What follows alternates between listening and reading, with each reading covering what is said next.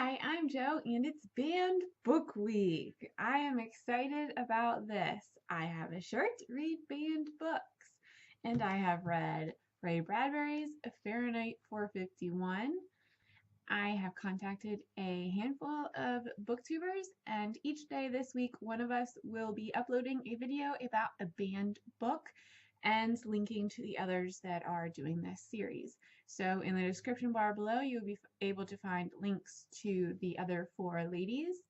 They are Nina from SCSReads, Patty from ISmellBooks, Samantha from Thoughts on Tomes, and Sabrina from Steakuccino. So you need to check all of those ladies out, and it's going to be a fun week, I think. Banned Book Week was started in 1982. It is always the last week of September, and it was started to bring attention to protecting our rights as readers. The First Amendment protects our rights to free speech. This includes our rights to read and write what we want. Ray Bradbury's Fahrenheit 451. I adored this book. I have marked a bunch of things. I even wrote in this book, and I do not write in my books, but there was just so much that I couldn't help it, and I had to underline things. This book is just, this is my jam. This book is set in a dystopian world where it is illegal to own books, and firemen do not put out fires. Firemen start fires. They burn down the houses that have books in them. I will read the little blurb on the back because I'm terrible at summarizing books. Guy Montag was a fireman whose job it was to start fires, and he enjoyed his job. He had been a fireman for 10 years, and he had never questioned the pleasure of the midnight runs or the joy of watching pages consumed by flames. Never questioned anything until he met a 17-year-old girl who told him of a past when people were not afraid. Then Guy met a professor who told him of a future in which people could think. And Guy Montag suddenly realized what he had to do.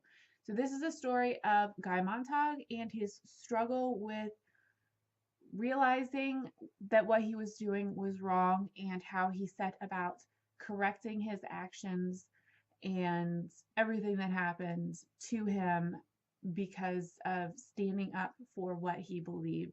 This book has been banned because one of the main themes is standing up to the government. And that's just, you're not supposed to stand up to the government. You're supposed to do what they tell you to do. They're there to protect you and guide you. In 2006, a set of parents tried to ban this book from their daughter's high school reading curriculum because it described burning a Bible. And that kind of irony, if you read the book, this book doesn't tell you, hey, burn all the books. This book is not about burning books. It does not condone burning books. This book is against burning books. And these people clearly did not know what this book was about, that they tried to ban a book because it described burning a Bible. I mean, that's like banning the Bible because it describes the crucifixion of Jesus. What? That doesn't even make sense. These backwards parents. Anyway, they didn't succeed. And I just can't help but laugh about that. I just can't.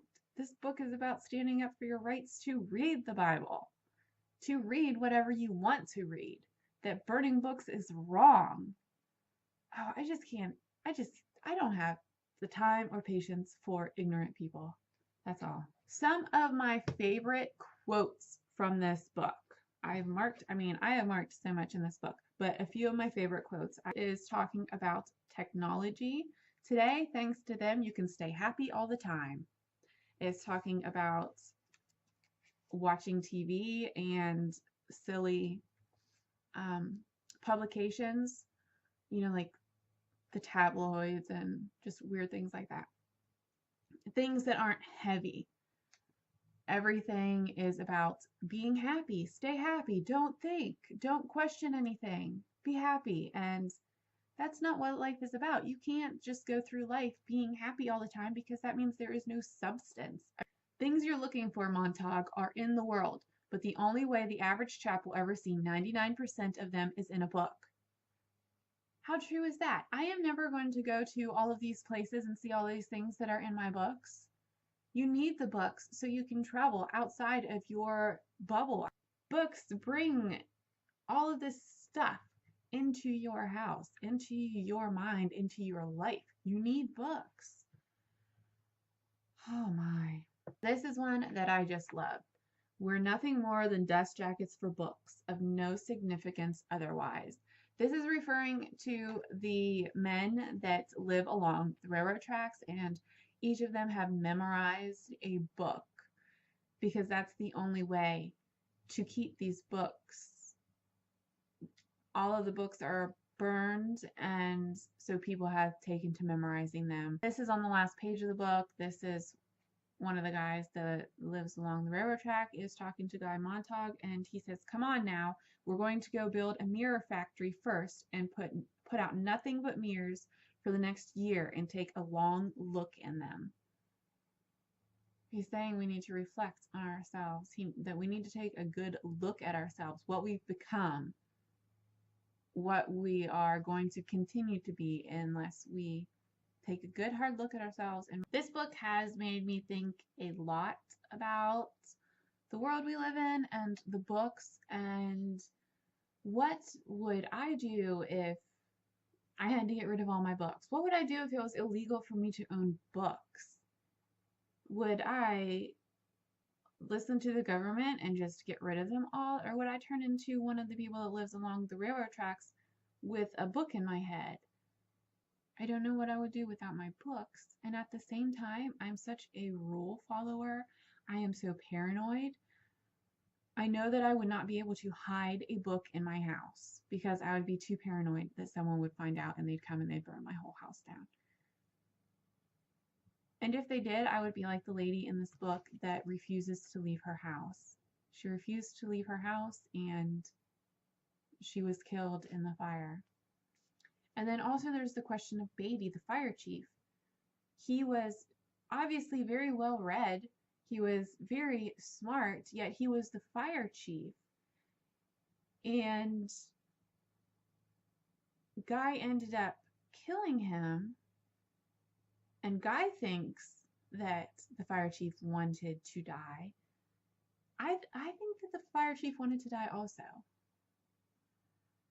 Does anyone else have any opinions on that? I think that he was sort of put in a position where he had no choice, and maybe he was sort of looking to die. So if anyone has anything that they want to talk about in this book, I would love to discuss this book in the comments down below. I am also going to link to all of the other wonderful ladies that are participating in my band book week project. Please check all of them out, and I will talk to you later. Bye.